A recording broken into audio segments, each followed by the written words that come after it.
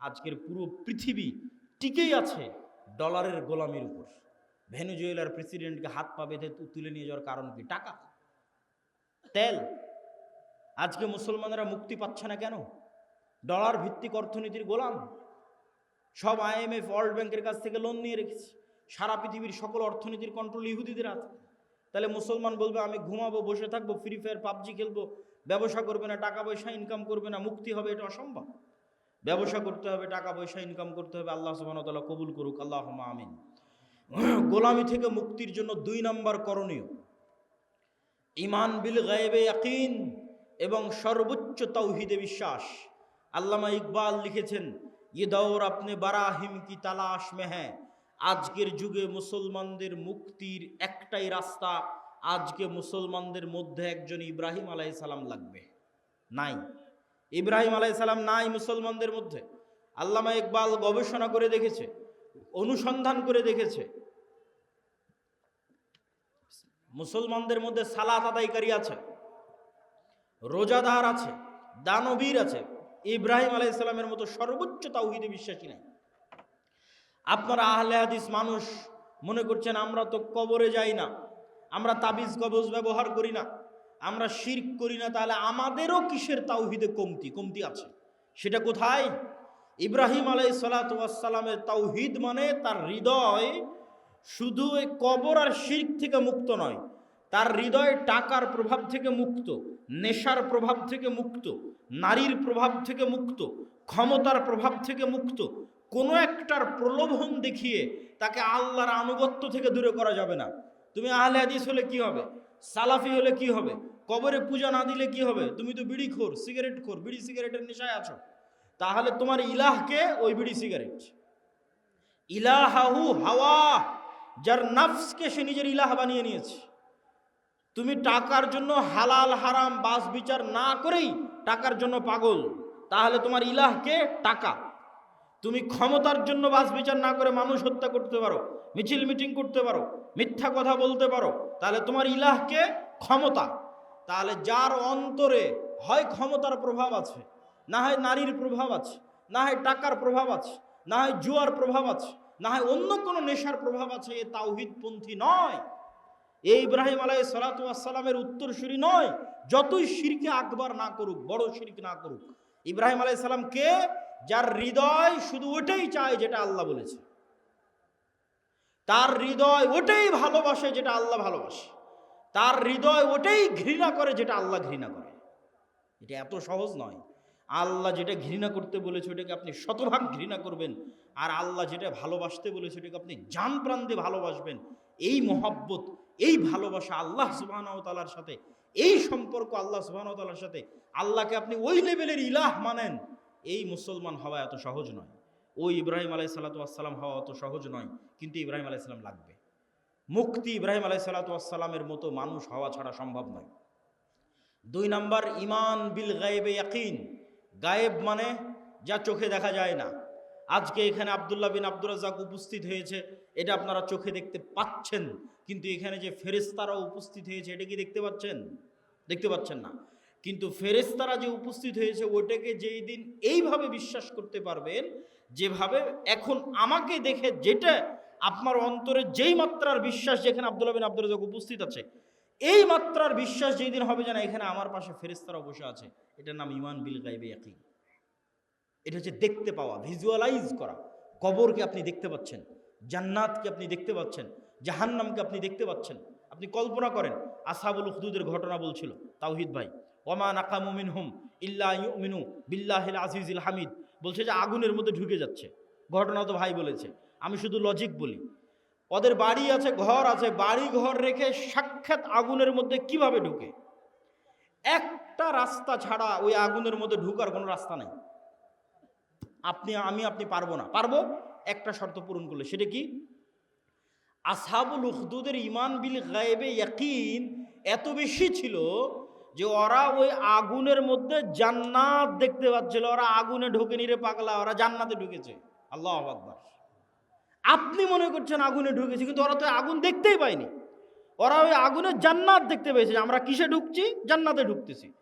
জান্নাতকে এরকম ভিজুয়ালাইজ যতক্ষণ না করতে পারবে ঢোকা সম্ভব নয়। আর ওরা যখন পেছন মুড়িয়ে নিজের বাড়ি ঘর দেখেছে তখন দেখতে পাচ্ছে, আপনি দেখছেন বাড়িতে এসি আছে, ফ্রিজ আছে, ঘর বাড়ি আছে, ছেলে মেয়ে আছে, কিন্তু ওরা যখন বাড়ির দিকে তাকিয়ে দেখেছে তখন দেখছে আর এখানে তো জাহান্নামের আগুন জ্বলছে। সত্যি দেখতে পাচ্ছি, কাল্পনিক নয়, সত্যি দেখতে পাচ্ছে আর আমাদের বাড়ি ঘরে তো জাহান্নামের আগুন জ্বলছে, ওরে বাবারে, এখানে ফেরত যাওয়া যাবে না। আর এই আগুনের মধ্যে কি দেখতে পাচ্ছে? জান্নাত। আর এখানে তো ঢুকতে হবে। এর নাম হচ্ছে ঈমান বিল গায়বি ইয়াকিন। এই লেভেলের ঈমান যতক্ষণ পর্যন্ত অন্তত বাংলাদেশের 20% মুসলমানের না হয়েছে ততক্ষণ আপনি বলবেন যে বাংলাদেশে ইসলাম প্রতিষ্ঠা হয়ে যাবে, ইসলামী খেলাফা কায়েম হয়ে যাবে, সম্ভব নয়। আজকে যদি আপনি আমাকে বাংলাদেশের প্রধানমন্ত্রী করে দেন, আজকে ইরানের কি অবস্থা দেখেন। আমি বাংলাদেশের ক্ষমতায় গিয়ে যদি বলি বাংলাদেশ শতভাগ ইসলামী আইন বাস্তবায়ন করে দিলাম, কালকে ভারত এবং আমেরিকা মিলে অর্থনৈতিক বয়কট দিবে বাংলাদেশকে, যেমন ইরানকে দিয়ে রেখেছে। তাহলে ইরানের মানুষ মিছিল করতেছে কেন? আপনিও মিছিল করবেন কেন? অর্থনৈতিক বয়কট দেওয়ার পর ডলার আসবে না, গার্মেন্টস বন্ধ হয়ে যাবে, তাহলে গাইবান্ধার মানুষ খাবে কি? গাইবান্ধার মানুষ এখন যেই জীবনযাত্রায় অভ্যস্ত, এই মানের জীবনযাত্রা থাকবে না। বিদ্যুৎ আছে, বিদ্যুৎ থাকবে না, অল্প থাকবে, যাবে আসবে। যে কয়েকজনের বাড়িতে এসি চলছে তারা এসি চালাতে পারবে না, যে কয়েকজন ফ্রিজ আছে তারা চালাতে পারবে না, তাহলে জীবনযাত্রার মান কমে যাবে। যখনই জীবনযাত্রার মান কমে যাবে তখন বলবে রাখো তোমার ইসলাম, আগের যেটা সেকুলার দেশ ছিল ওটাই ভালো ছিল। কখন বলবে না রাখো তোমার ইসলাম? যখন ওই আসহাবুল উখদুদের মতো ঈমান হবে, দেখতে পাবে আর এটা তো জান্নাত, এটা তো জাহান্নাম, এটা যেদিন দেখতে পাবে। এই লেভেলের ঈমান ছাড়া বাংলাদেশের সবচেয়ে পরহেজগার মানুষকে যদি রাষ্ট্র ক্ষমতায় বসিয়ে দেন, ও রাষ্ট্রে ইসলাম প্রতিষ্ঠা করতে পারবে না। বাংলাদেশের মানুষও ওকে টেনে নামাবে যে তুই ক্ষমতায় থাকলে আমরা খেতে পাই না, টেনে নামাবে। কিন্তু যখন মনে করবে যে আমি খেতে পাচ্ছি না, এটাই কোরআনের ওই আয়াত, আম হাসিবতুম আন তাদখুলুল জান্নাহ ওয়ালাম্মা ইয়াতিকুম মাসালুল লাযিনা খালাউ মিন ক্বাবলিকুম মাসাতহুমুল বাসা ওয়াদ দাররা ওয়া যুলজিলু হাত্তা ইয়াকুলার রাসূল ওয়াল লাযিনা আমানু মাআহু মাতা নাসরুল্লাহ। দুনিয়ার মানুষ, জান্নাত কি তোমাদের নানির বাড়ি? জান্নাত কি তোমাদের মামার বাড়ি? আল্লাহ বলছেন আম হাসিবতুম আন তাদখুলুল জান্নাহ, মনে করে নিলার জান্নাতে চলে গেলা, অথচ তোমাদের অতীতে যারা চলে গেছে তারা যে পরিমাণ কষ্ট সহ্য করেছে, তারা যে পরিমাণ আল্লাহর পরীক্ষার মুখোমুখি হয়েছে, সেই পরিমাণ পরীক্ষা দুঃখ কষ্ট তোমরা কিছুই ভোগ করনি, আর বলছো জান্নাতে চলে যাব? সম্ভব নয়। সম্মানিত উপস্থিতি, ঈমান বিল গায়বি ইয়াকিন। গায়েব মানে না দেখা জিনিসকে দেখতে পাওয়া। চোখ বন্ধ করলে আপনি দেখতে পাচ্ছেন যে কবরে কি হয়, জান্নাতে কি হয়, এটা দেখাও সহজ। দু একটা সহজ বুদ্ধি বলে দিই, কেমনে দেখতে পাবেন। আল্লাহ প্রত্যেক স্তরে পরের স্তরের আলামত দিয়ে রেখেছে। আমরা এখন দুনিয়ার স্তরে আছি, এর পরের স্তর কবরের স্তর। তো প্রত্যেক দিন দুনিয়াতে আমরা কবর দেখতে পাই, আল্লাহ দেখার ব্যবস্থা করে দিয়েছে, সেটা হচ্ছে ঘুম। আপনি যখন ঘুমাতে যান তখন দোয়া পড়েন, আল্লাহুম্মা বিইসমিকা আমুতু ওয়া আহইয়া। আল্লাহ তোমার নামে ঘুমাতে যাচ্ছি, জি না, যদি হতো আল্লাহ তোমার নামে ঘুমাতে যাচ্ছে তাহলে আরবি হতো আল্লাহুম্মা বিইসমিকা আনামু ওয়া আইকাজ। তাওহীদ ভাই আছে, বুঝতে পারতেছে, আরও যারা আরবি বুঝবে তারা বুঝতে পারবে। তাহলে তখন দোয়ার অর্থ কি হবে? যে আল্লাহ তোমার নামে ঘুমাতে যাচ্ছি, তোমার নামে ঘুম থেকে উঠবো। কিন্তু আল্লাহ দোয়া বানিয়েছে আল্লাহুম্মা বিইসমিকা আমুতু, আল্লাহ তোমার নামে মরতে যাচ্ছি, ওয়া আহইয়া, তোমার নামে মরা থেকে জীবিত হব। এবার সকালবেলা কি দোয়া শিখিয়েছে? আলহামদুলিল্লাহ ইল্লাযী আহইয়ানা বা'দামা আমাতানা। কি আশ্চর্য! বলে আল্লাহ মরে গেছিলাম রাতের বেলা, মরা থেকে এখন জীবিত হলাম। বা'দামা আমাতানা, মৃত্যুর পর। আল্লাহ রাতে মৃত্যু সংঘটিত হয়ে গেছিল, মৃত্যুর পর সকালবেলা তুমি জীবিত করে দিয়েছো, এটা হলো দোয়া। তাহলে প্রত্যেক দিন আমরা কবরে যাচ্ছি, প্রতি রাতে যখনই ঘুমাই তখনই কবরে যাই, ওটাই বারজাখের জীবন।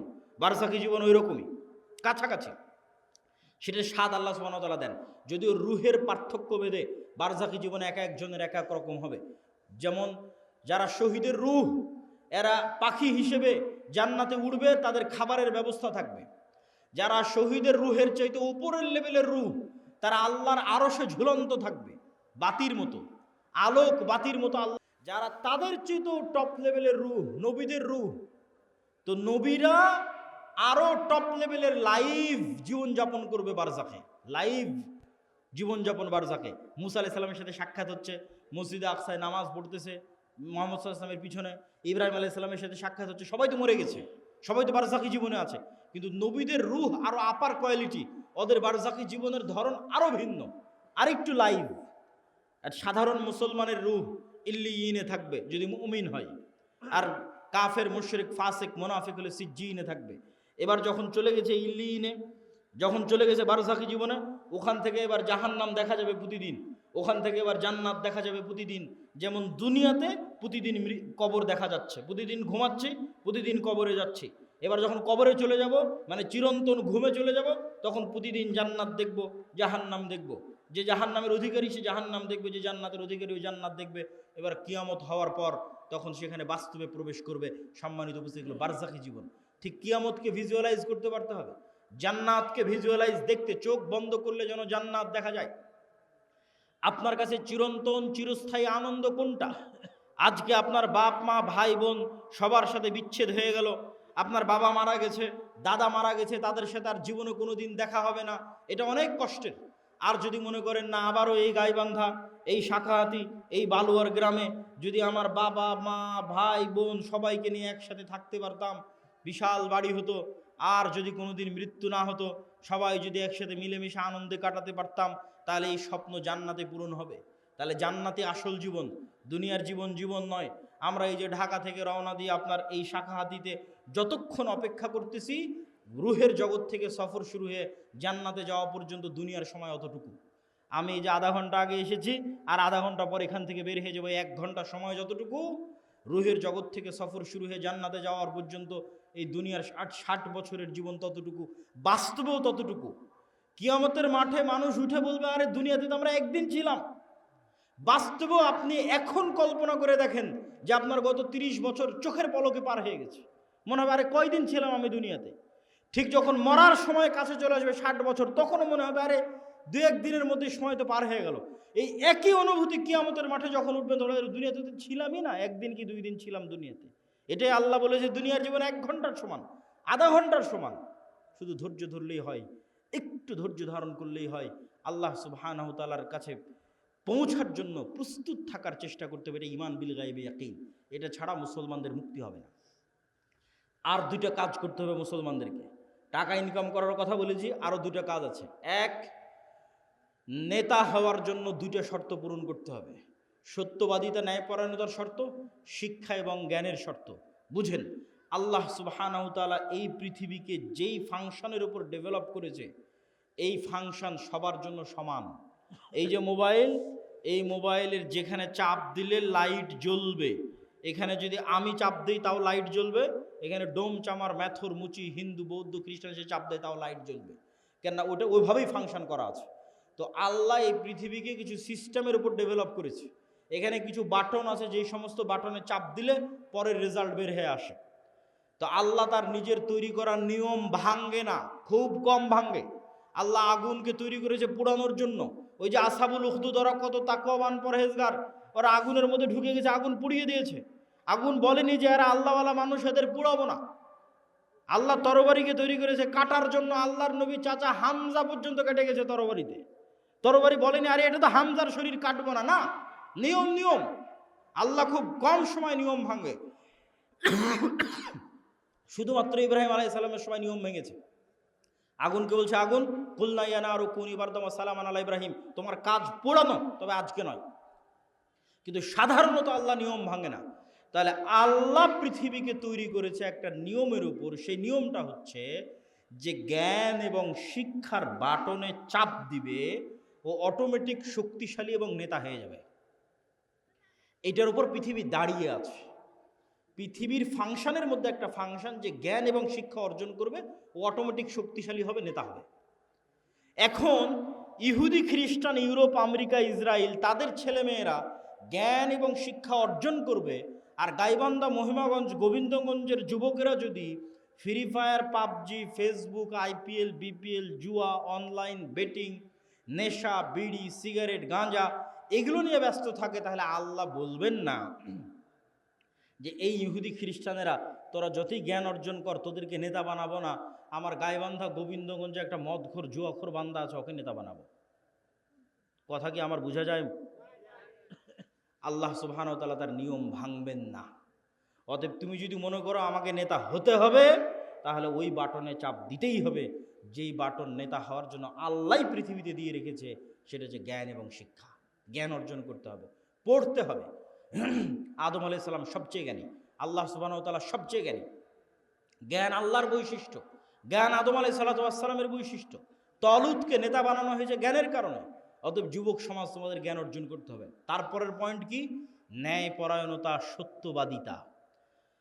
বানু ইসরাইলের ইতিহাস বহু বক্তব্যে আমি আলোচনা করেছি। বানু ইসরাইলের ইতিহাসের সামারি কি? নবীর সন্তানেরা কিভাবে গোলাম হয়ে গেল, গোলাম হওয়ার কারণে কি কি বিকৃতি আসলো। এই যে এক্ষুনি ইউসুফ আলাইহিস সালামের গল্প বললাম, ইব্রাহিম, ইসহাক, ইয়াকুব, ইউসুফ, তাদের ছেলেরাই বানু ইসরাইল। এরা ফেরাউনের গোলাম হয়ে গেল, 300 বছর গোলাম থাকলো। গোলাম হওয়ার পর মুসা আলাইহিস সালাম এসে এদের বাঁচালো। বাঁচানোর পর গোলামির কারণে কি কি পরিবর্তন হলো নবীর ছেলেদের। ইব্রাহিমের ছেলেদের কি কি পরিবর্তন আসলো গোলামির কারণে। আল্লাহ বলছেন যাও যুদ্ধ করতে হবে জেরুজালেমে। নবীর ছেলেরা কি বলে? ইযহাব আনতা ওয়া রাব্বুকা ফাকাতিলা, তুমি আর তোমার আল্লাহ গিয়ে যুদ্ধ করো। তারা ইব্রাহিম আলাইহিস সালামের ছেলে। আল্লাহ বলছেন এটা তাওরাত, ঈমান আনো। নবীর ছেলেরা কি বলছে? লান নুমিনা লাকা হাত্তা নারাল্লাহ জাহরাতান, যতক্ষণ তোমার আল্লাহকে সচক্ষে না দেখছো ততক্ষণ ঈমান আনবো না। আরে তুই তো এখনই দেখলি যে ফেরাউন ডুবে মরল, আর কি দেখা লাগবে? এখনই ওর চোখের সামনে ফেরাউন ডুবে মরেছে।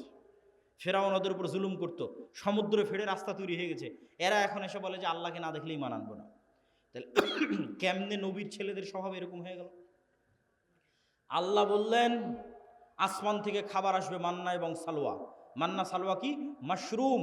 যেই মাশরুমের 1 কেজির দাম 4 থেকে 5 লক্ষ টাকা আজকের বাজারে। আর বিশেষ এক প্রকার কোয়েল পাখির মতো ছোট সুস্বাদু পাখির গোস্ত জান্নাত থেকে আসতো। তারা বলল লান নাসবিরা আলা তুআমিন ওয়াহিদ, এই এক খাবার প্রত্যেক দিন ভালো লাগে না মুসা, তোমার আল্লাহকে বলো এই মরুভূমির বালুর মধ্যে পেঁয়াজ রসুন বের করে দিতে, ডাল চাউল বের করে দিতে মরুভূমির বালুর মধ্যে। আল্লাহ বললেন মরুভূমির বালুতে হবে না, জেরুজালেম ফিলিস্তিন আছে, যুদ্ধ করে বিজয় করো। এদের যখন যুদ্ধ করে বিজয় করলো না, এদের উপর গজব আসলো 40 বছরে। শুধু নবীর ছেলেদের অবস্থা দেখেন, গোলামির কারণে কীরকম হয়ে গেছে তাদের অবস্থা। 40 বছর পাগলের মতো ঘোরার পর ইউশা বিন নুনের হাতে তওবা ইস্তেগফার করে এরা যুদ্ধ করেছে। লম্বা ঘটনা। আল্লাহ সূর্য থামিয়ে দিয়ে বিজয় দিয়েছে। এবার আল্লাহ বলছে শোনো, তোমাদের বিজয় দিলাম, তোমরা জেরুজালেমে প্রবেশ করার সময় মুখে বলবা হিত্তাতুন নাগফির লাকুম, আর মাথা দিবা সামনে, নিচু করবা, সিজদা অবস্থায় যাবা। হিত্তাতুন হিব্রু ভাষা, মানে আল্লাহ মাফ করে দাও, আস্তাগফিরুল্লাহ। এরা কি করলো? ঢোকার সময় পিছন আগে দিল, মুখে বলল হিনতাতুন, গমের দানা। কোরআনে এগুলো বর্ণনা করা আছে, কোরআন থেকে বলতেছে। কি অবস্থা দেখেন নবীর ছেলেদের। এই ধোকাবাজি, এই 2 নম্বরই কোথায় শিখলো? ফেরাউনের গোলামি করতে গিয়ে ধোকাবাজি 2 নম্বরই শিখেছে। তাহলে ধোকাবাজি 2 নম্বরই, ছল চাতুরি, গোলামির স্বভাব। স্বাধীন আত্মমর্যাদা সম্পন্ন মানুষ 2 নম্বরই রাস্তা জানে না। স্বাধীন আত্মমর্যাদা সম্পন্ন মানুষ মিথ্যা জানে না। স্বাধীন আত্মমর্যাদা সম্পন্ন মানুষ দুর্নীতি জানে না। আব্দুল মুত্তালেব কাফের মুশরিক, আবু তালেব কাফের মুশরিক। ইতিহাস খুঁজে দেন যে আব্দুল মুত্তালেব দুর্নীতিগ্রস্ত। ইতিহাস খুঁজে নিয়ে আসেন, ইতিহাস খুঁজে নিয়ে আসেন। মুহাম্মদ সাল্লাল্লাহু আলাইহি ওয়াসাল্লামের চাচা আবু তালেব 2 নম্বর মিথ্যুক। কঠিন আছে, খুঁজে নিয়ে আসা কঠিন আছে। কেন? আব্দুল মুত্তালেব, আবু তালেব এরা কাফের মুশরিক, হলো ইসমাইলের সন্তান।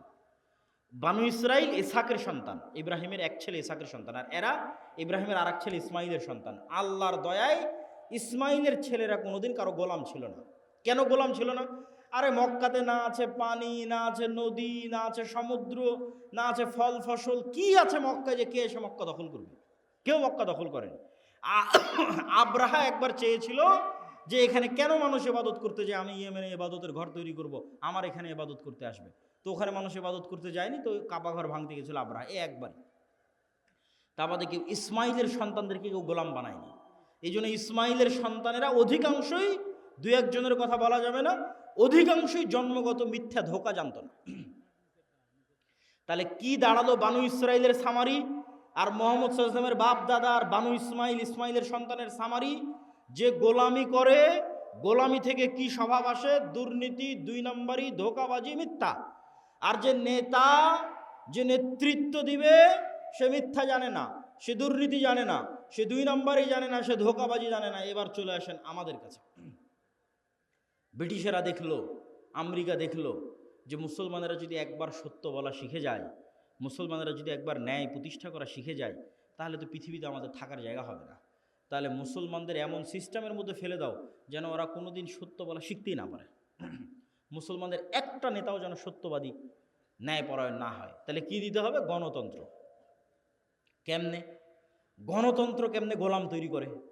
গণতন্ত্র এমন এক সিস্টেম যেখানে এক দলের নেতা আর এক দলের নেতার বিরুদ্ধে বলবে তো বলবেই, একই আসনের মনোনয়ন প্রার্থী একই দলের, আর বাকি মনোনয়ন প্রার্থীগুলোর বিরুদ্ধে যদি দুই নম্বরই না করে, মিথ্যা না বলে, টাকা পয়সার লেনদেন না করে, লিয়াজু লবি মেনটেন না করে, তাহলে মনোনয়নই নিয়ে আসতে পারবে না।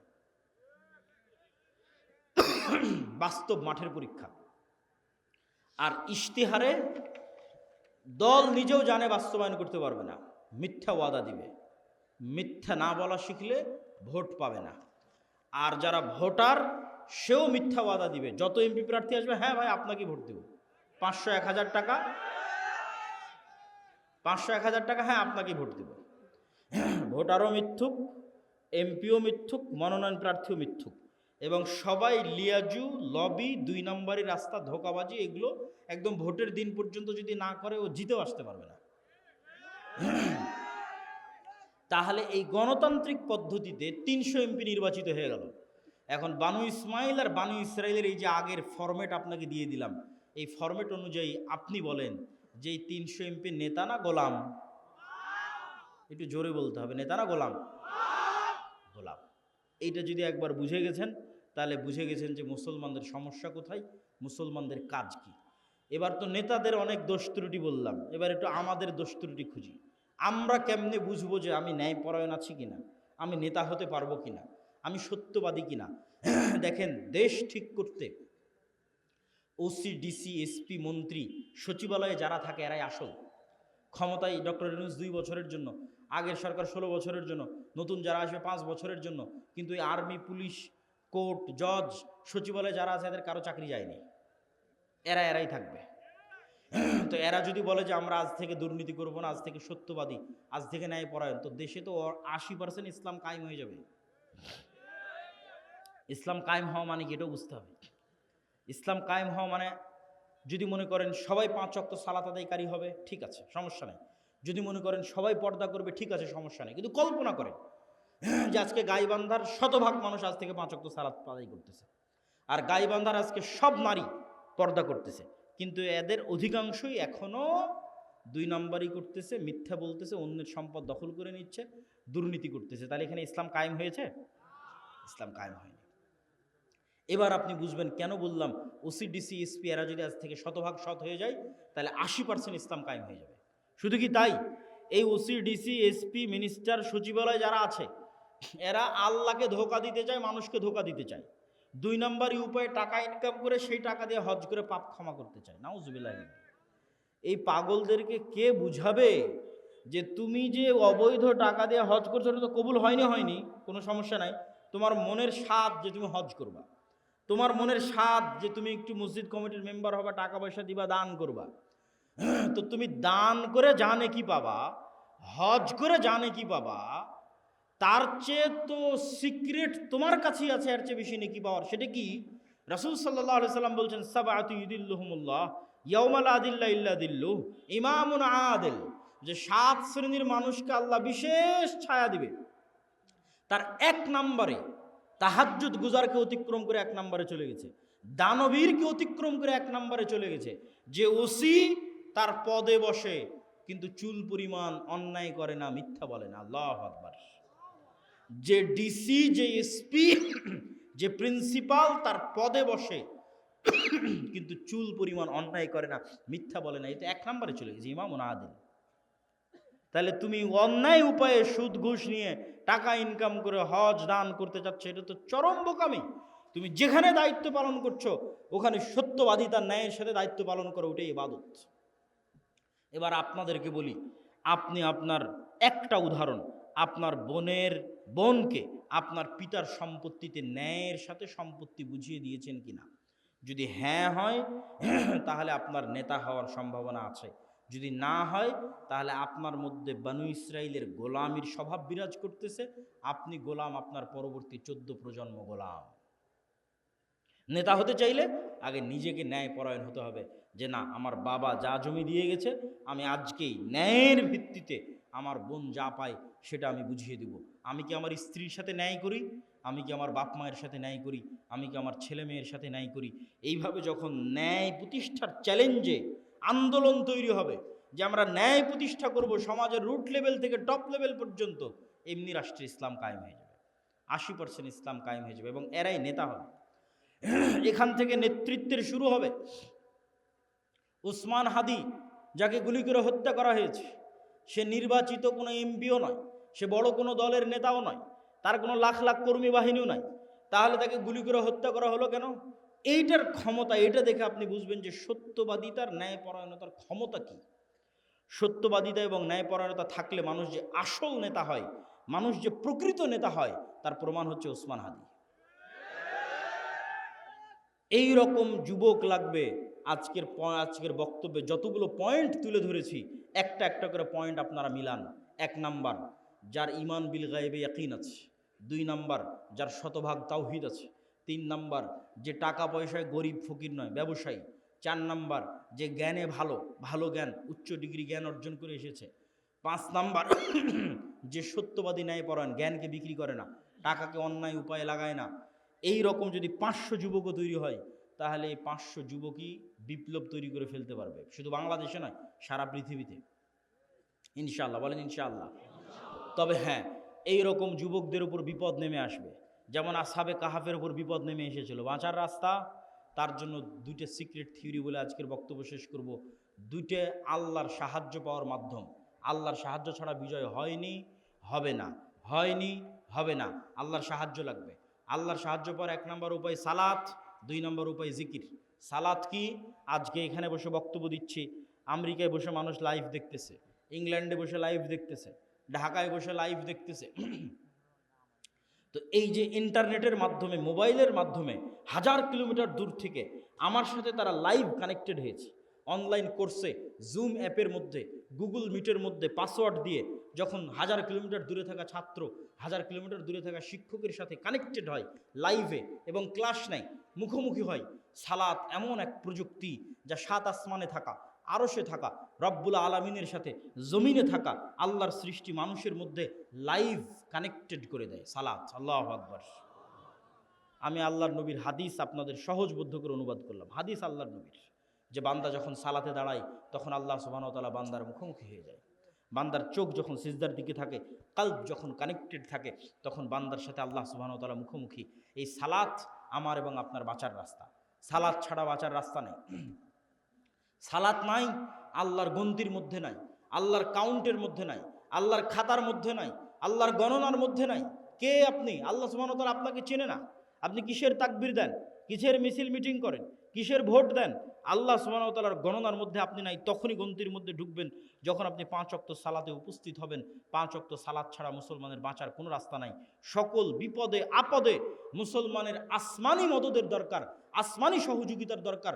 এই জন্য সূর্যগ্রহণে সালাত, চন্দ্রগ্রহণে সালাত, বৃষ্টি নাই সালাত, যে কোনো বিপদ আপদে সালাত। কেন? এটা একটা টেকনোলজি, এটা একটা প্রযুক্তি, যা দিয়ে জমিনে থেকে 7 আসমানে থাকা রব্বুল আলামিনের সাথে লাইভ কানেক্টেড হওয়া যায়। সম্মানিত বুঝি। 2 নাম্বার জিকির। জিকির কেন পাওয়ারফুল এটা বলে আজকের বক্তব্য শেষ করে দেব, উঠিয়েন না, খুব গুরুত্বপূর্ণ। সব শেষ পয়েন্ট কিন্তু সবচেয়ে গুরুত্বপূর্ণ। জিকির কেন পাওয়ারফুল? সাউন্ড এবং শব্দ পাওয়ারফুল, এইটা আমরা বুঝি না। আজকের আধুনিক সভ্যতা টিকে আছে ইন্টারনেটের উপর। এই ইন্টারনেট টিকে আছে কিসের উপর? আলোর মধ্যে দিয়ে ডাটা ট্রান্সফার হয়, এটার উপর। আমি কথা বলতেছি, এটা আলোর মধ্যে দিয়ে মোবাইল হয়ে, নেটওয়ার্ক হয়ে, টাওয়ার হয়ে চলে যাচ্ছে আমেরিকাতে। আলোর মধ্যে দিয়ে, আলোর মধ্যে দিয়ে আমার ভিডিও চলে যাচ্ছে, আলোর মধ্যে ডাটা ট্রান্সফার হয়। এটার উপর আজকের সভ্যতা দাঁড়িয়ে আছে। আর পৃথিবীর সবচেয়ে উন্নত প্রযুক্তির সভ্যতা হচ্ছে শব্দভিত্তিক, আওয়াজ ভিত্তিক, যেটার জ্ঞান আজকের বিজ্ঞানীদের নাই। কিছু জ্ঞান সুলাইমান আলাইহিস সালামের ছিল। সেটা কি? আজকে এখানে যদি কোনো চাইনিজ বসে থাকে, ও শুধু আমার আওয়াজই শুনতে পাবে। আওয়াজ কি বলছে, আওয়াজ, শব্দ। এখানে যদি এখন একটা চাইনিজ বসে বক্তব্য দেয়, তাহলে আপনি খেলে আওয়াজ শুনতে পাবেন, কিছু বুঝতে পারবেন না। তাহলে আমি আলটিমেটলি একটা আওয়াজ উচ্চারণ করতেছি, যেটা আপনি বুঝেন, কিন্তু আরেকজনের কাছে এটা শুধুই আওয়াজ, আর কিছু না। তাহলে ওই পাখি, ওই গরু, ওই ছাগল, এই পিঁপড়া অবশ্যই আওয়াজের একটা ফরম্যাট আছে, যে ফরম্যাট উচ্চারণ করলেও বুঝবে। আওয়াজের একটা ফরম্যাট আমি এখন উচ্চারণ করছি, আপনি বুঝতেছেন। আর একটা ফরম্যাট কি, মাই নেম ইজ আব্দুল্লাহ, এটা আরেকটা ফরম্যাট আওয়াজের। আর একটা ফরম্যাট কি, আনা আব্দুল্লাহ, এটা আরেকটা ফরম্যাট। শুধু আওয়াজ, ফরম্যাট চেঞ্জ হচ্ছে, আরবি, বাংলা, ইংরেজি।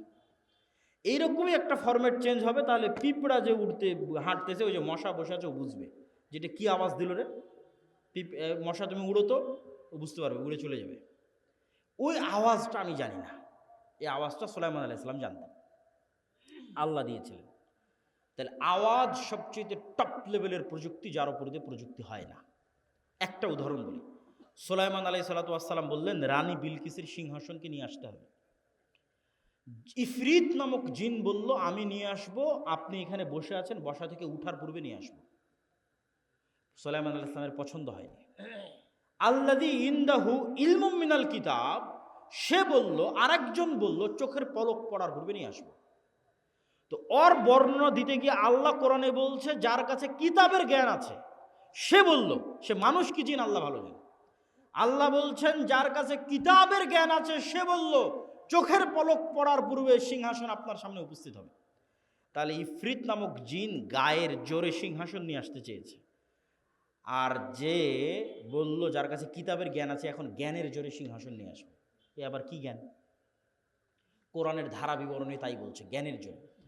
অনেক মুফাসসির লিখেছেন যে তার কাছে লাউহে মাহফুজের বিশেষ জিকির, সাউন্ড, আল্লাহর বিশেষ জিকিরের জ্ঞান তার ছিল, যে জিকির উচ্চারণের মাধ্যমে চোখের পলকে রানী বিলকিসের সিংহাসন সুলাইমান আলাইহিস সালামের দরবারে উপস্থিত হয়ে গেছে। জিকির যে পাওয়ারফুল, শব্দ যে পাওয়ারফুল, তার আরো 3টে উদাহরণ দেন। আল্লাহ আসমান জমিন সবকিছু ধ্বংস করে কিয়ামত কায়েম করবে ইসরাফিলের বাঁশির আওয়াজে, শব্দ দিয়ে। শব্দ সব চূর্ণ বিচূর্ণ হয়ে যাবে, সব মানুষ মরে গেছে, ফেরেশতা মরে গেছে, সব শেষ। এবার নতুন করে সবাইকে জীবিত করা হবে। তখনও ইসরাফিলকে তৈরি করে ইসরাফিলের বাঁশির আওয়াজ দিয়ে সবকে কবর থেকে উঠানো হবে, আওয়াজ, সাউন্ড। 3 নম্বর দলিল, যেটিতে বক্তব্য শেষ করে দেব, আল্লাহ সুবহানাহু ওয়া তাআলা বলছেন ইউসাব্বিহু লিল্লাহি মা ফিস সামাওয়াতি ওয়া মা ফিল আরজ, আসমান এবং জমিন এবং তার মধ্যে যা কিছু আছে। এই পোস্টার এটাও আওয়াজ করে তাসবিহ পাঠ করতেছে, এই টিস্যু এটাও আওয়াজ করে তাসবিহ পাঠ করতেছে, গায়ের জামা, উপরের প্যান্ডেল, নিচের মাটি, লাইট, ক্যামেরা যা আছে সব আওয়াজ করে তাসবিহ পাঠ করতেছে। সে আওয়াজ আমি শুনতেছি না, যেমন পিঁপড়ার চলার আওয়াজ আমি শুনতে পাই না, কিন্তু পিঁপড়ার চলার আওয়াজ 10 কিলোমিটার দূরে থাকা হাতিও শুনতে পাবে, আমি শুনতে পাই না। তাহলে এই সবগুলো থেকে তাসবিহ বের হচ্ছে। শুধু কি এটাই না, রাসূল সাল্লাল্লাহু আলাইহি সাল্লাম বলছেন এরা শুধু তাসবিহ বলতেছে না, এরা তাসবিহ বুঝে। কিভাবে? মুয়াজ্জিন যখন আজান দেয়, তখন মুয়াজ্জিনের আজান যতদূর পর্যন্ত যায়, ততদূর পর্যন্ত জীব জন্তু, জড়বস্তু, জড় পদার্থ, কীট পতঙ্গ, পঙ্গপাল যা আছে সব মুয়াজ্জিনের আজান বুঝে ওই আজানের পক্ষে কিয়ামতের মাঠে সাক্ষী দিবে। আল্লাহু আকবার। তাহলে পুরো পৃথিবীটাই টিকে আছে তাসবিহের উপর, পুরো পৃথিবীতে টিকে আছে জিকিরের উপর। আপনি চোখ বন্ধ করলে যখন এটা দেখতে পাবেন, যখন এটা বুঝতে পারবেন, তখন বুঝবেন জিকির কত পাওয়ারফুল। তার বলেন সালাতের চেয়েও পাওয়ারফুল? জি না, কথা ওঠে নয়, সালাতও জিকির। আল্লাহ কোরআনে বলছেন আকিমিস সালাত লিযিকরি, সালাত পড়ো জিকিরের জন্য। আসলে 24 ঘন্টা আল্লাহর জিকির করা উচিত, কিন্তু 24 ঘন্টা তো তোমরা পারো না, শয়তান তোমাদের পিছে লেগে থাকে। তো অন্তত 5 বার তো আল্লাহকে স্মরণ করো 24 ঘন্টার মধ্যে, এটা ফরজ। এটা যদি না করো তাহলে তোমার সাথে আল্লাহর কোনো সম্পর্ক নেই, মা সালাম। যে কলব দিনে রাতে 24 ঘন্টায় 5 বার আল্লাহকে স্মরণ করতে পারে না, ওর সাথে আল্লাহর কোনো সম্পর্ক নেই। আল্লাহকে স্মরণ করার জন্য সালাত নির্ধারিত ফরম্যাটে দেওয়া আছে, আরও বেশি মজবুত, আরও বেশি পাওয়ারফুল করার জন্য। পুরো সালাতের প্রত্যেক ফরম্যাটে জিকির আছে। যখন আমরা কোরআন পড়ি তখন জিকির। কোরআন কি জিকির?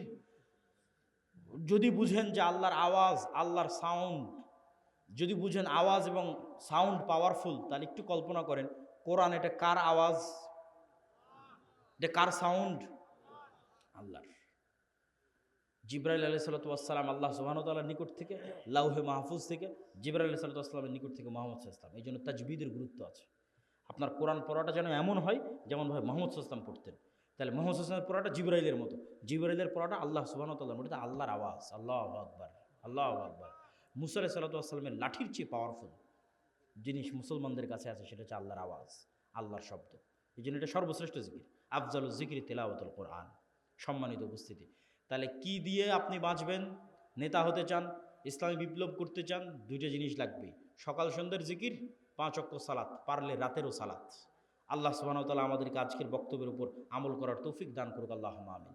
আজকের বক্তব্য পুরোটাই লিখিত আকারে আল্লাহর পথে যাত্রা বইয়ের মধ্যে আছে, যেটা আজকে আমাদের সাথে একটা গাড়িও আসতে পারিনি, গাড়ি অ্যাক্সিডেন্ট করার কারণে। এই জন্য আজকে বই পুস্তক আছে কিনা আমি জানি না, তবে না থাকলে আপনারা সংগ্রহ করার চেষ্টা করবেন। এই আল্লাহর পথে যাত্রা বইটা প্রত্যেক মসজিদ, মাদ্রাসা, স্কুল, কলেজ, লাইব্রেরিতে দৈনিক অন্তত 1 পৃষ্ঠা করে হলেও পড়া উচিত। মহিমাগঞ্জ কামেল মাদ্রাসাতেও অন্তত 1-1.5 পৃষ্ঠা করে পড়া উচিত, বাস্তবায়ন করা উচিত। পাঠচক্র সকল মসজিদ মাদ্রাসায় আল্লাহর পথে যাত্রা আর মাসিক আল ইতিসাম। এই বলে আমি আমার আজকের বক্তব্য শেষ করছি।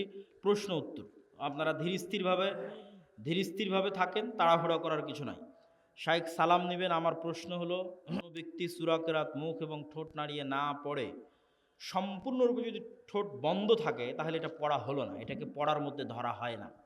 ঠোঁট নড়তে হবে, জিহ্বা নড়তে হবে, আওয়াজ হোক অথবা না হোক। শাইখ সালাম নেবেন। আমার প্রশ্ন হলো, এই শীতকালে আমাদের এলাকায় প্রায় সকল মসজিদে ফজর সালাতের আজান ওয়াক্ত শুরু হওয়ার অন্তত 20-30 মিনিট পূর্বে দেওয়া হয়। এইটা যদি দেওয়া হয় তাহলে অবশ্যই সংশোধন করার চেষ্টা করতে হবে।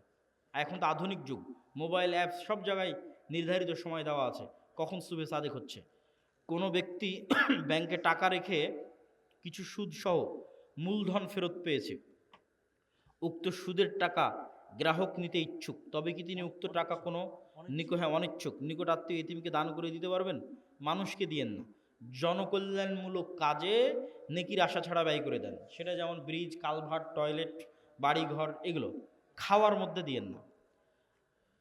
শায়েখ, আমি বিভিন্ন সমস্যার সম্মুখীন, এমন অবস্থা বেশি বেশি দান করতে পারছি না। এমত অবস্থা একটা আমল শিখিয়ে দিন যা বিপদ থেকে রক্ষা করবে। সকল আমলকে কভার দিতে পারে জিকির। সকল আমলের কভার দিতে পারবে জিকির। যারা দান করতে পারতেছে না তার দানের নেকিও পাবে জিকির দিয়ে। হজ উমরায় যেতে পারতেছে না টাকার কারণে, তারা হজ উমরার নেকি পাবে জিকির দিয়ে। সিজদায় সব ধরনের দোয়া পাঠ করা যাবে কি ফরজ সালাতে? প্রথমত, সালাতে আরবি ছাড়া অন্য কোনো দোয়া পড়া উচিত নয়, এটা 1 নাম্বার। 2 নাম্বার, ফরজ সালাতে তো একদমই সম্ভব নয়। 3 নাম্বার, এমন কোনো সমস্যা নাই যেই সমস্যার বিপরীতে মুহাম্মদ সাল্লাল্লাহু আলাইহি ওয়াসাল্লাম এবং আল্লাহর পক্ষ থেকে আরবিতে দোয়া নাই, এরকম এমন কোনো সমস্যা নেই। তাহলে ওই বাক্যটা আপনি উচ্চারণ করলেন যেই বাক্যটা ওহির মাধ্যমে এসেছে। আপনি নিজে বানিয়ে যেটা বলবেন ওটা কত পাওয়ারফুল হবে বলেন? আর যেটা ওহির মাধ্যমে এসেছে, আল্লাহ কবুল করেছে, লা ইলাহা ইল্লা আনতা সুবহানাকা ইন্নী কুনতু মিনাজ জালিমিন, এটাকে আল্লাহ একবার কবুল করেছে। রব্বানা যালামনা আনফুসানা ওয়া ইল্লাম তাগফির লানা ওয়া তারহামনা লানাকুনান্না মিনাল খাসিরিন, এটাকে আল্লাহ একবার কবুল করেছে। এই জন্য নবী রাসূলেরা যে বিপদে পড়ে যে দোয়া করেছে ওটা কষ্ট হলেও ওই ভাষায় আরবিতেই পড়া উচিত। সারা জীবন দিনের উপর টিকে থাকার উপায় কি? সালাতের সাথে, মসজিদের সাথে, কোরআনের সাথে, এই 3টার সাথে সম্পর্ক যদি ছিন্ন না হয়, আশা করি মরা পর্যন্ত ইমানের উপর থাকা যাবে। আর এই 3টার কোনো একটার সাথে সম্পর্ক ছিন্ন হয়ে গেলে ইমানের সাথে থাকা কঠিন হয়ে যাবে। সালাত, মসজিদ, কোরআন। ইসলামে তো জাতীয়তাবাদ হারাম, তাহলে প্রশ্ন করেছে আর কি, জাতীয়তাবাদ কি? প্রথম কথা হচ্ছে, জাতীয়তাবাদ বলেন, গণতন্ত্র বলেন, সমাজতন্ত্র বলেন, এগুলো সবই হচ্ছে এক একটা মূর্তি, নতুন যুগের, আধুনিক যুগের মূর্তি, যেটা এই যুগের আজরেরা তৈরি করেছে। এই যুগের, নতুন যুগের আজরদের তৈরি করা এই মূর্তি যতক্ষণ না ভাঙ্গা হচ্ছে ততক্ষণ পর্যন্ত মুসলমানদের বিজয় সম্ভব নয়। কিন্তু কিভাবে ভাঙবে তার ব্যবস্থা আল্লাহ সুবহানাহু ওয়া তাআলা করে রেখেছেন। সময়ের সাথে ভাঙবে, আমাদেরকে আমাদের ঈমান ধরে রাখতে হবে। ওমর রাদিয়াল্লাহু তাআলা আনহুকে দেখে শয়তান পালাতেন, সে তো মানুষ ছিল, তো তার ভিতরে কি বিশেষত্ব ছিল যে তাকে দেখে শয়তান পালাতো? দেখেন, শয়তানের অস্তিত্ব আছে, জিনের অস্তিত্ব আছে, তারা আমাদের দেখতে পায়। আপনাকে উদাহরণ দেয়, একটা বন্দি ঘরের মধ্যে যদি একটা পাখি বা একটা মুরগি ছেড়ে দেন, ওই পাখিটা জানালা খুঁজে পাবে না, ফুকার খুঁজে পাবে না যে কোন দিক দিয়ে বের হবে, শুধু বাড়ি খাবে।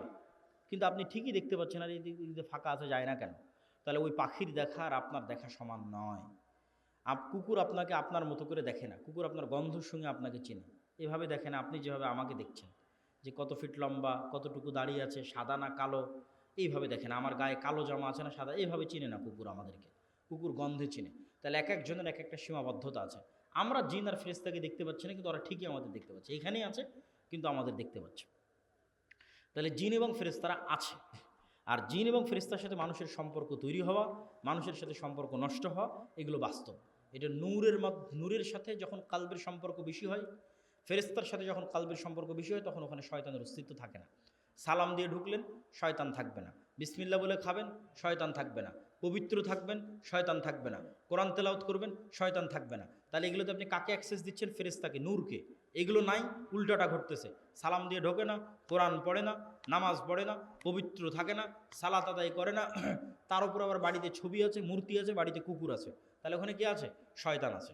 তাহলে উমর রাদিয়াল্লাহু তাআলা আনহুর কালবের নূর এতটা পাওয়ারফুল ছিল এবং তার সাহস এতটা, এবং আল্লাহ সুবহানাহু ওয়া তাআলার পক্ষ থেকে বিশেষ মর্যাদা তার জন্য, যে তাকে দেখে শয়তান পালিয়ে যেত। আমি একজন জার্নালিস্ট, আমার প্রশ্ন হলো, প্রতিবেশী বলতে যে বাড়ির পাশে বাস করে সে, না যে তার পছন্দের মসজিদের সাথে সম্পৃক্ত সেখানকার মুসল্লিরা সবাই প্রতিবেশী? আপনার সদ্য লেখা আল্লাহর পথে যাত্রা, এটা আল্লাহর পথে যাত্রা বইয়ের মধ্যে আলহামদুলিল্লাহ ওই রকমের কোনো বড় ভুল ত্রুটি নাই। কিছু হয়তো হাদিসের নাম্বার বা ইত্যাদি সংলগ্ন কিছু থাকতে পারে, তো সেগুলো আমাদের কিছু সংশোধনী চলতেছে, বাট মৌলিক আলোচনায় কোনো ভুল ত্রুটি নাই। কি জন্য? এই বইটা সরাসরি সালাফে সালেহিনদের বইয়ের সারমর্ম। মানুষ হয়তো পড়ে মনে করবে যে আমি আমার ব্রেন থেকে বইটা বের করলাম কিনা, না, এরকম কিছু না। এই বইয়ের মধ্যে কোন কোন বইয়ের সারমর্ম আছে বলে দিই। বিশেষ করে আল্লামা ইবনুল কাইয়িম রাহিমাহুল্লাহর বলা যায় 4-5টা বইয়ের সারমর্ম আছে। আদ-দা ওয়াদ দাওয়া, আল ওয়াবিলুস সাইয়্যিব, ঠিক আছে। জিকিরের উপর ইবনুল কাইয়িম রাহিমাহুল্লাহর যে বই, অন্তরের সুস্থতা অসুস্থতার উপর তার যে বই, তাকদীরের উপর তার যে বই শিফাউল আলিল, এই বইগুলোর সারমর্ম আছে। ঠিক আকীদার ওপর যে বইগুলো আরবিতে লেখা হয়েছে, কিতাবুত তাওহীদ, কিতাবুত তাওহীদের সারমর্ম আছে। আল্লাহর নামের ব্যাখ্যা ইবনুল কাইয়িম রাহিমাহুল্লাহ যা যা লিখেছেন সেগুলোর সারমর্ম আছে। তারপরে শেখ সালেহ আল উসাইমিন তিনি আল্লাহর নামের উপর যে বই লিখেছেন সেটার সারমর্ম আছে। তারপরে ইমাম গাজ্জালির ইহিয়া উলুমউদ্দিন, সেই ইহিয়া উলুমউদ্দিন বইয়ের সারমর্ম আছে। এরকম সালাফে সালিহিনের লেখা বিভিন্ন বইয়ের সারমর্ম এই বইয়ের মধ্যে আছে। এটা আমার নিজের পক্ষ থেকে লেখা নয়, মানে সরাসরি আমার নিজের আবিষ্কার, এরকম নয়। মুসলিম কি অন্য ধর্মের লোককে বিয়ে করতে পারবে যদি আহলে কিতাব হয় এবং মুশরিক না হয়? আজকের যুগের আহলে কিতাবেরা বেশিরভাগই মুশরিক। এই জন্য আজকের যুগের আহলে কিতাবদের সাথে বিবাহকে সকল আলেম ওলামার মতে জায়েজ নয়, বেশিরভাগ মুশরিক হওয়ার কারণে। তবে কোনো আহলে কিতাব যদি পাওয়া যায় সে আহলে কিতাব মুশরিক নয়, তাহলে বিবাহ করা যেতে পারে। আর মুসলমানদের সাথে তো যাবেই, বাকি মুশরিকদের সাথে কোনো মতেই যাবে না। আমি যদি কোরআন ও সহিহ হাদিস মেনে চলি তাহলে আমি নিজেকে মুসলিম বলতে পারি না, আহলুল হাদিস না বললে কি সমস্যা আছে? যদি সমস্যা না থাকে তাহলে আপনারা আহলুল হাদিস পরিচয় দেন কেন? এটা আসলে সমস্যা না সমস্যার বিষয় নয়। বাতিল ফেরকা যদি তৈরি না হতো এই নামগুলো জীবনও আসতো না। শিয়ারা তৈরি হওয়ার কারণে, খারেজিরা তৈরি হওয়ার কারণে সাহাবীরা আহলুস সুন্নাহ নামটা ব্যবহার করতেন। আর সাহাবীদের মধ্যে আগে থেকে মুহাজির, আনসার এই নামগুলো প্রচলিত ছিল। তারই ধারাবাহিকতায় আরও অনেক নাম পরবর্তীতে এসেছে, তার মধ্যে আহলুল হাদিসও একটি নাম। রাসূল সাল্লাল্লাহু আলাইহি ওয়াসাল্লাম নবুয়তের আগেই তো ওনার বুক চিরে শয়তানের অংশ বের করা হয়, বুকে ঈমান ও হিকমা দেওয়া হয়। নবুয়তের পর হালিমার পশু ফসলে বরকত দেওয়া হয়।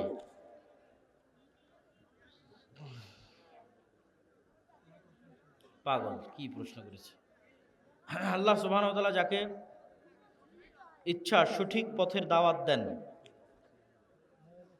ছেলে মেয়ে বিয়ের বয়স হয়েছে কিন্তু বিবাহ দিচ্ছে না, তাতে করণীয় কি? প্রথম কথা হচ্ছে বিবাহ করার সক্ষমতা অর্জন করতে হবে। তোমার টাকা পয়সার ইনকাম নাই, বিয়ে করে নিয়ে আসবা, পরের দিন ভালোবাসা জানালা দিয়ে পালিয়ে যাবে, ভালোবাসা টিকবে না, ডিভোর্স হবে, সম্পর্ক নষ্ট হবে। তাহলে টাকা পয়সা উপার্জন করতে হবে, উপার্জন করেই বিয়ে করতে হবে। আর ধৈর্য ধরার জন্য কি করতে হবে? হ্যাঁ এখনই দাও, হ্যাঁ এখনই দাও, প্রশ্ন তো চালাবো নি পরে, প্রশ্ন তো অনেক, শেষ করতে তো সময় লাগবে। বলে দিস বক্তব্যের মধ্যে বলেছি। তাহলে কি প্রশ্ন তো এখন রাখবো? আসসালামু আলাইকুম রাহমাতুল্লাহ। না না না, কথা বলেন, 2 মিনিট বলেন। আপনি কি শুরু থেকে ছিলেন? আচ্ছা দাও না, উনি রাস্তায় অ্যাক্সিডেন্ট করেছে, এখানে মোকামতলাতে। আপনাদের কাছে আবার জানাচ্ছি আমাদের প্রোগ্রামে আমার বক্তব্য শেষ, প্রধান অতিথি, প্রধান আলোচক যিনি ছিলেন স্যার আব্দুল রাজ্জাক ইউসুফ, তিনি আসার জন্য অলরেডি আমাদের মোকামতলা পর্যন্ত আসছিলেন। আব্দুল রাজ্জাকের বক্তব্য যেটা শুনলেন, তিনি মোকামতলা এসে একটা বড় ধরনের অ্যাক্সিডেন্ট করেছেন। তো আল্লাহর রহমতে তিনি স্বাভাবিক আঘাতপ্রাপ্ত হলেও সুস্থ আছেন এবং আসলে বক্তৃতা দেওয়ার মতো অবস্থানে তিনি ছিলেন না, এই জন্য তিনি রেস্টে আছেন এবং আজকের মধ্যে তিনি আমাদের মাহফিলে আসতে পারেননি। তো আমাদের একজন মেহমান আছে যিনি ভাই হিসেবে যারা স্বাধীন ফ্যাক্টর লিঙ্কন, তিনি আপনাদের সামনে কিছুক্ষণ কথা বলবেন, আপনারা একটু শুনে ধৈর্য সহকারে শুনবেন। জি প্রধান আলোচকের পরে আলোচনা চলে না। না না না, কোনো সমস্যা নেই, আমি তো আলোচনা শেষ করে ফেলছি। প্রশ্ন উত্তর তো আমি তো জানি না যে আপনি আসছেন, ফেল করি ফেল করে তো আরো আগে ছেড়ে দিন। আপনার দাঁড়ান কেন সবগুলো? একটু বসেন, আপনারা একটু বসেন।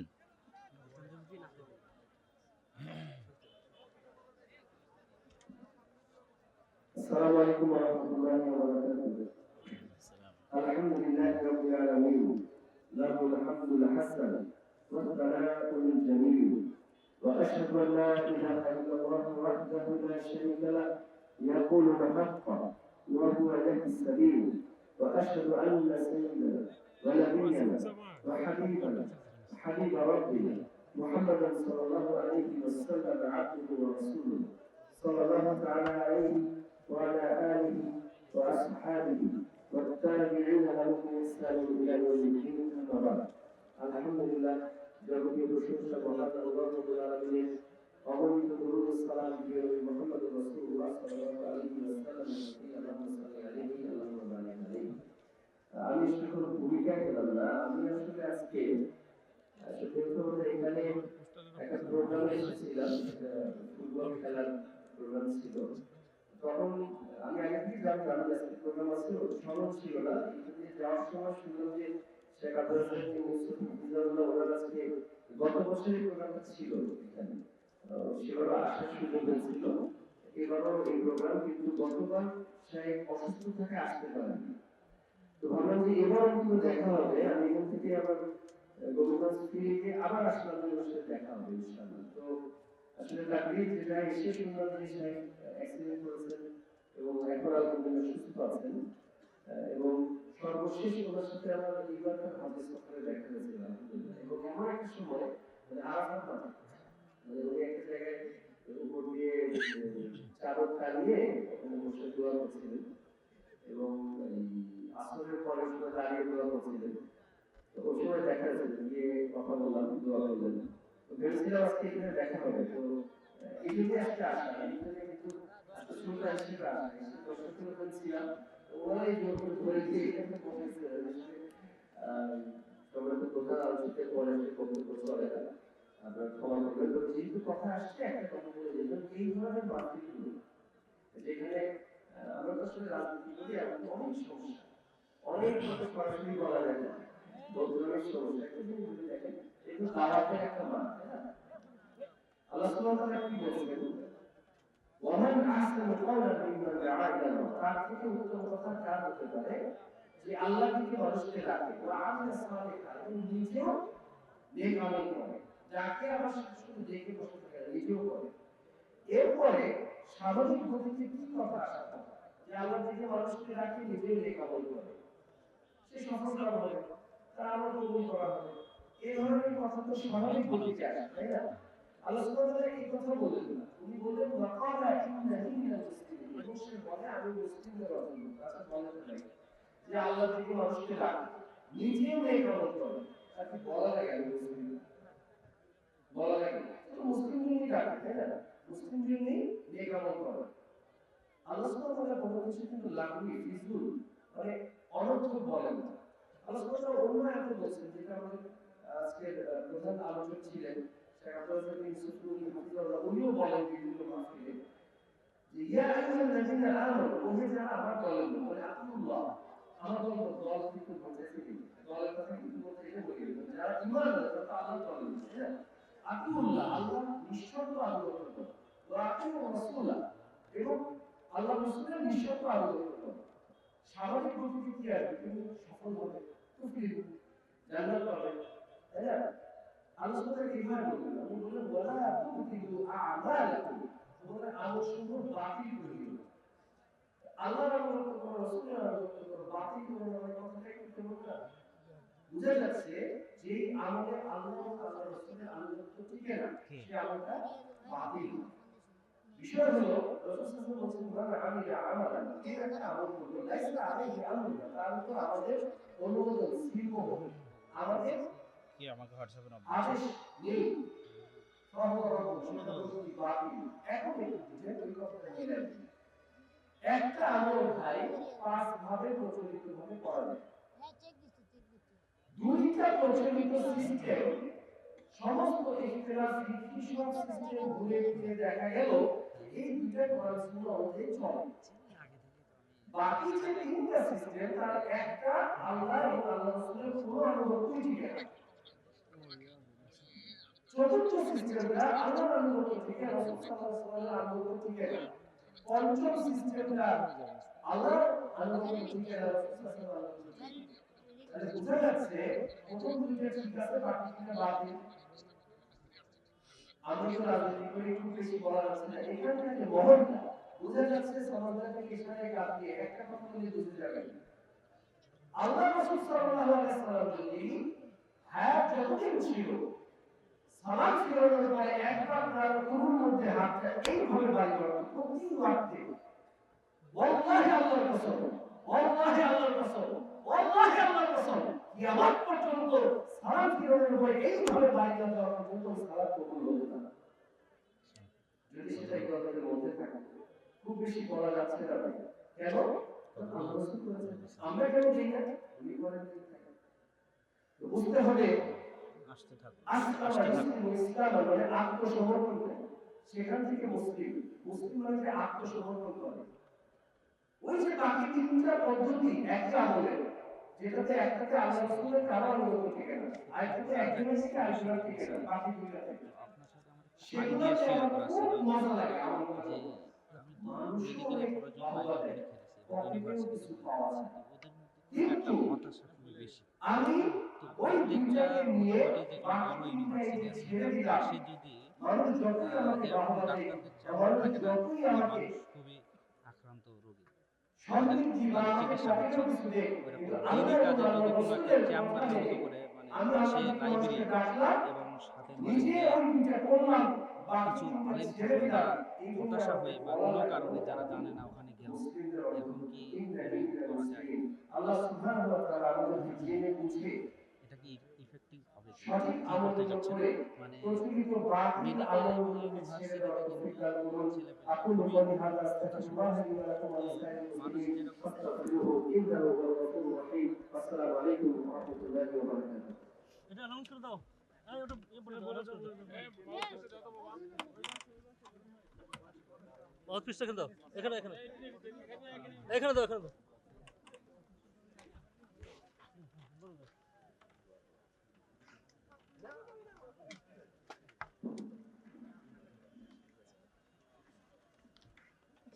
আসসালামু আলাইকুম ওয়া রাহমাতুল্লাহ শাইখ আব্দুর রাজ্জাক বিন ইউসুফ কর্তৃক পরিচালিত আজরামিয়া সালাফিয়া পরিমুক্ত প্রতিষ্ঠান মার্কাজুল উলুম সালাফিয়া মাদ্রাসা ও ইতিমখানার উন্নয়ন করবে 18তম অধিবেশন প্রাক ইসলামী জালসা ইসলাম